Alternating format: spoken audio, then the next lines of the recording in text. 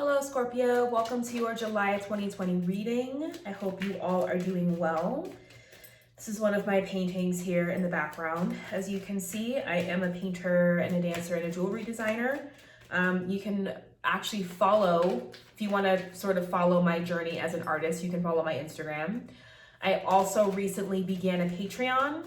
I've had it forever, but I just recently sort of got my shit together and figured it out. But you can sort of join and sign on for various tiers. And within those tiers of membership, you will get, a new moon reading, a full moon reading, and some, I think in the highest tier, you will get weekly general readings every week, hence being called weekly. And I will also provide other content. I do makeup, social commentary, things of that nature that will all be available on the Patreon platform. And if you would like to also check out my jewelry, maybe purchase some, you can look at my Etsy store, which is also linked below. But enough of that. Let's get into your reading, shall we? Scorpio, July 2020. I was gonna say happy birthday, but I was like, it's not your birthday. It's Cancer season. This is the second time that I've tried to do your reading. I'm having a hard time connecting with the fixed signs. It seems like you all are going through something that is much deeper than just a surface level general reading. And I know this because I'm an Aquarius, I'm a fixed air sign, and it has been rough.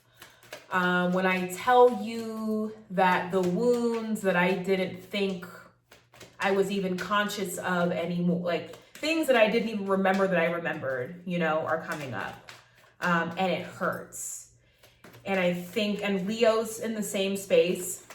I think Leo's really reevaluating where they're at right now. Taurus, very similar. So let's see where you're at, Scorpio. Let's see. We're also in cardinal water season. We're getting ready to head into fixed fire. Yeah, Cancer season's been a little rough. So let's get into it. Scorpio, July 2020. Lots and lots of shuffling so far.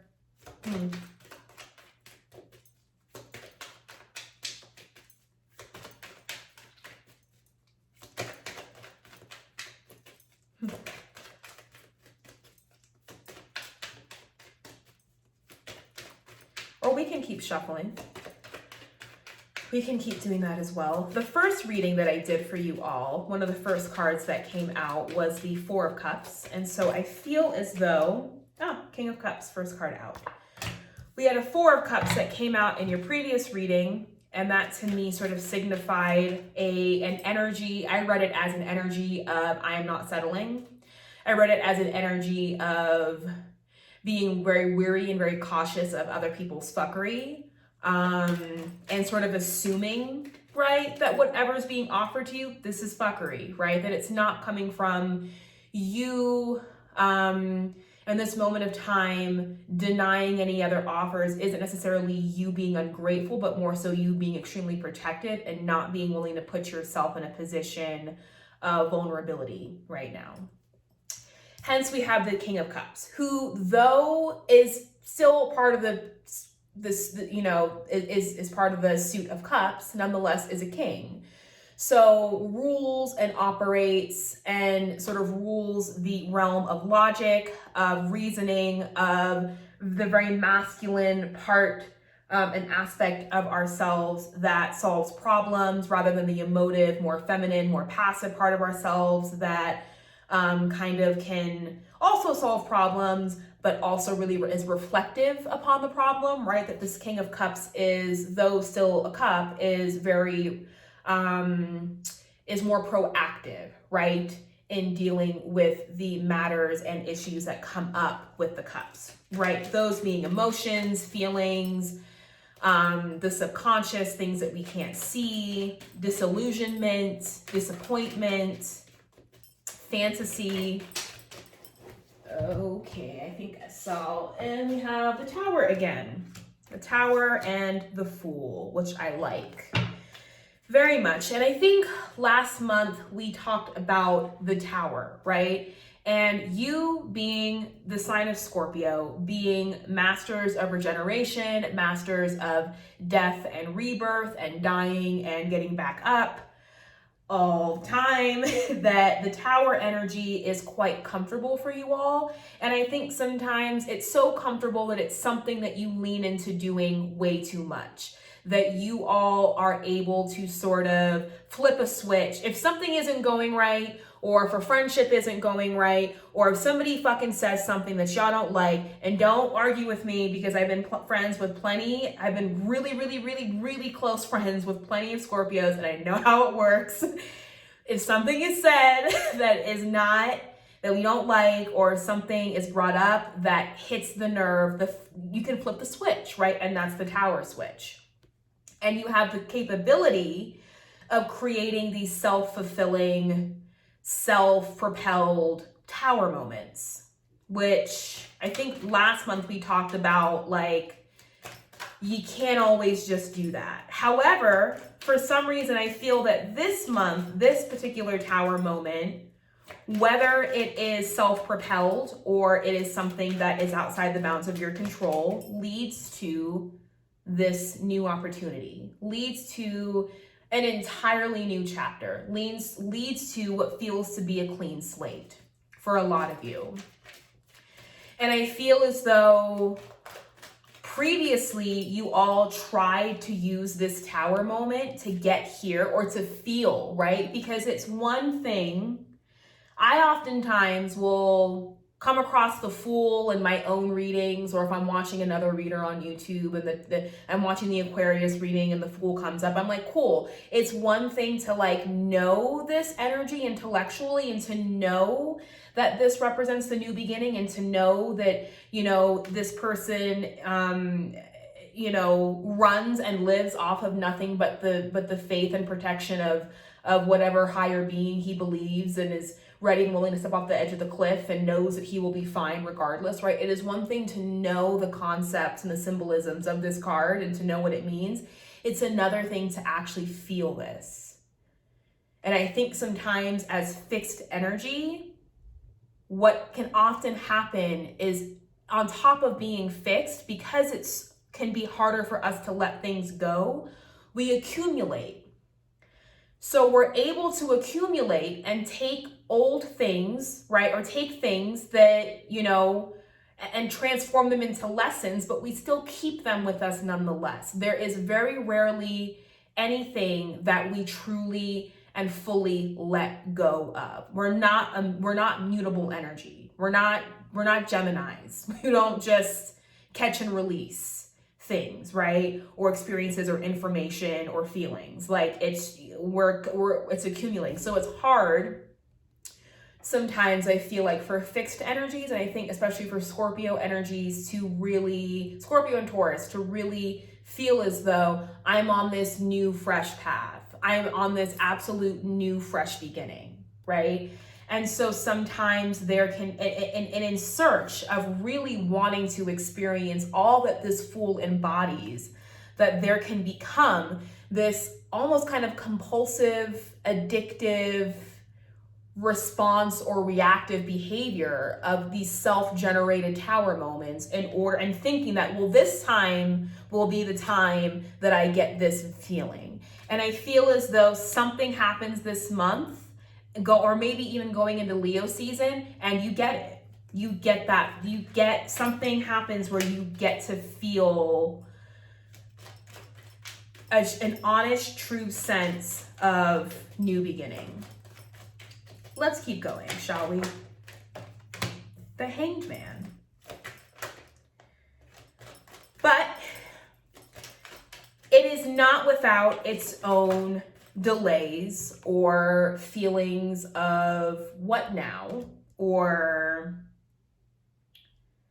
feeling as though there are still hangups on being able to move forward, yet there is a new perspective that, yes, this is great, but I think the universe also needs you to kind of sit with it for a minute, right? And to sit with this newfound feeling and perspective on life, of having a new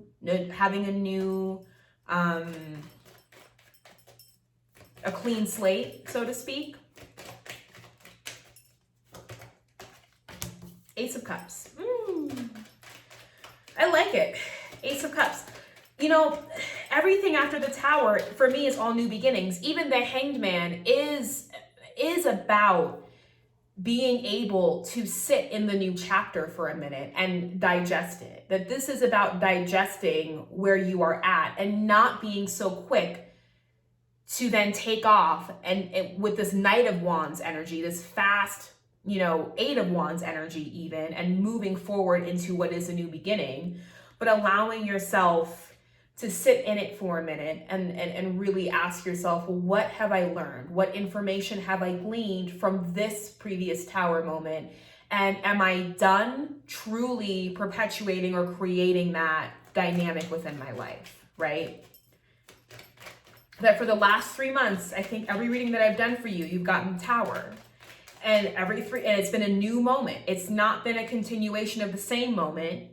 Maybe it is, but then new things come up, right? But it's been new moments.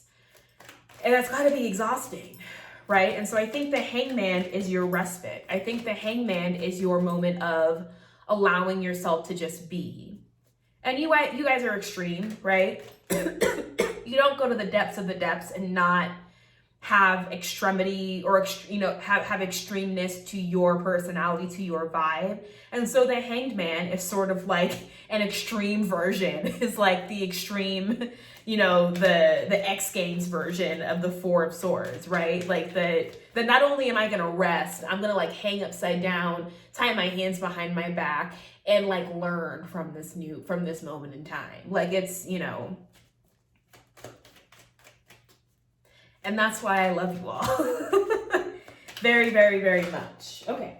Five of Wands following the Ace of Cups. Some confrontation, some conflict in love. A new relationship that brings some form of confrontation. It's small confrontation. It's not a big deal. I would even say whatever conflict is going on between you and a lover or significant other right now, really what's happening in the five of Wands is that everybody in this card has the same goals, has the same wants to see the same results, the same endpoint. They all just have very different ways and different perspectives of getting there, but they all want the same thing. So I think for you all, if you're finding yourself in moments of conflict around loved ones, around family, around a significant other, to realize and to recognize that what everybody wants is really the same thing. And it's just a matter of silencing the mind enough for everybody to share what their avenue is to getting there. I like this Ace of Cups for you though. I think it's about time. And I think the small conflicts also come up because you're also quite used to the larger, bigger conflicts coming up.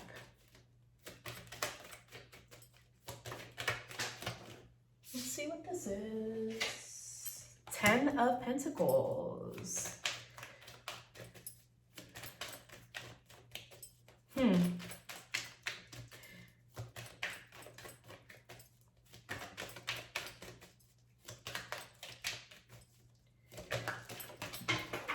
Okay, there you are, Death.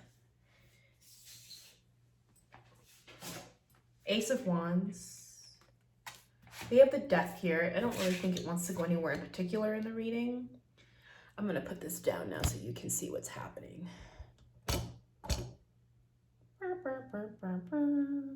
Okay, so we've gone over this half, correct? Now we have the 10 of Pentacles, Ace of Wands, and the Death card here. Okay, so great abundance coming in, obviously.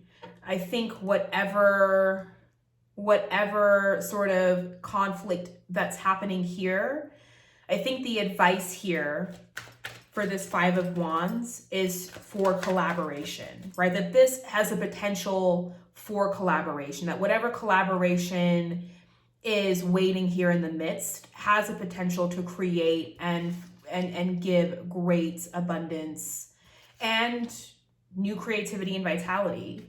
And I think what you're left with the Death card at the end of the month is that we are able to transform and leave behind this familiarity of these repeated, repetitive, exhausting tower moments. And we can instead walk into death, which is you, essentially, right?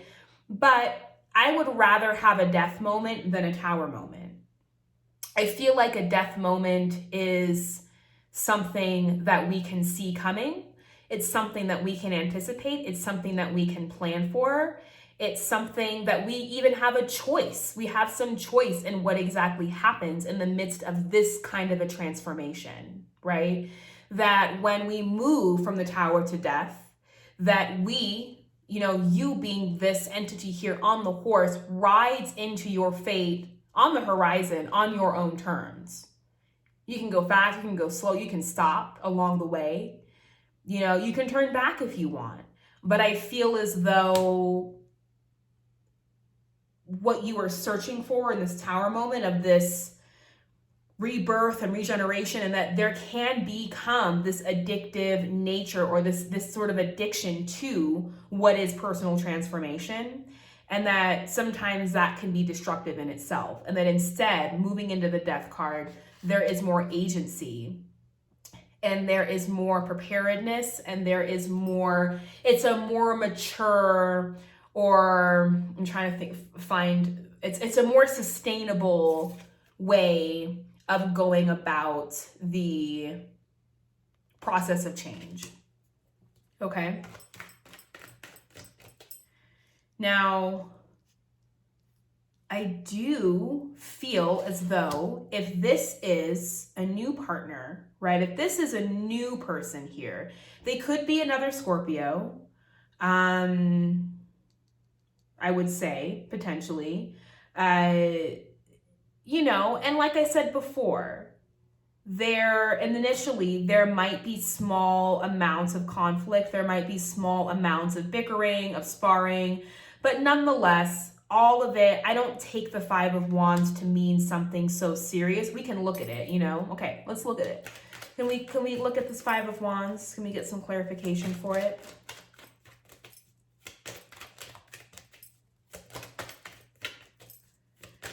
Can you clarify the Five of Wands? The Hermit. I was gonna say a Virgo.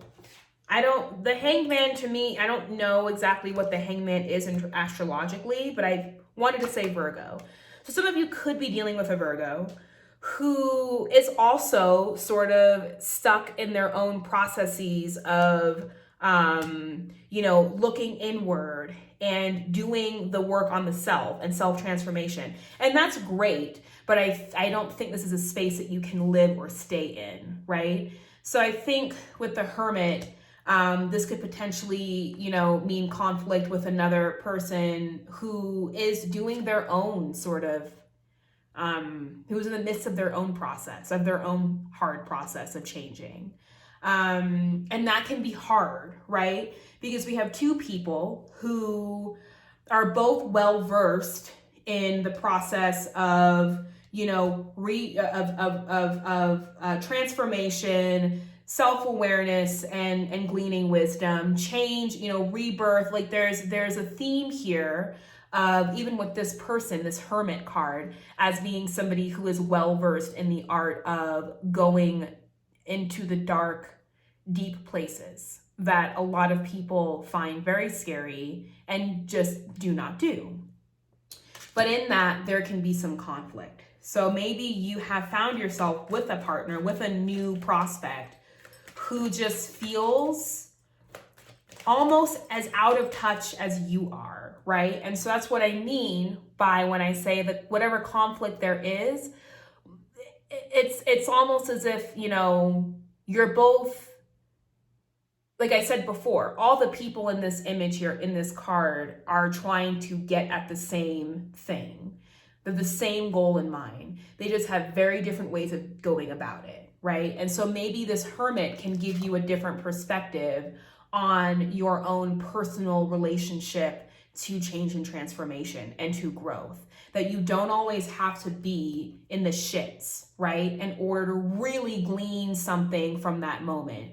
That sometimes you can just go away with yourself. That you don't have to completely do a 180 upheaval on your life. And that you are very much deserving of longevity and abundance. And abundance that gets to stay. And abundance that gets to regenerate itself with this Ace of Wands here, right? And that you yourself can transform and move away from almost kind of like the abusive nature of these repeated Tower moments that we keep seeing in your readings. So, any final advice or guidance for Scorpio for July 2020?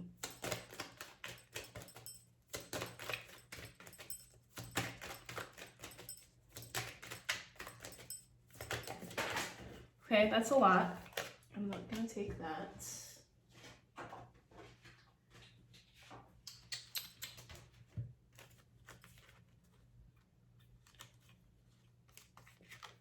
Okay. Five of Swords, the Hierophant. Yeah, you've got to be exhausted. I mean,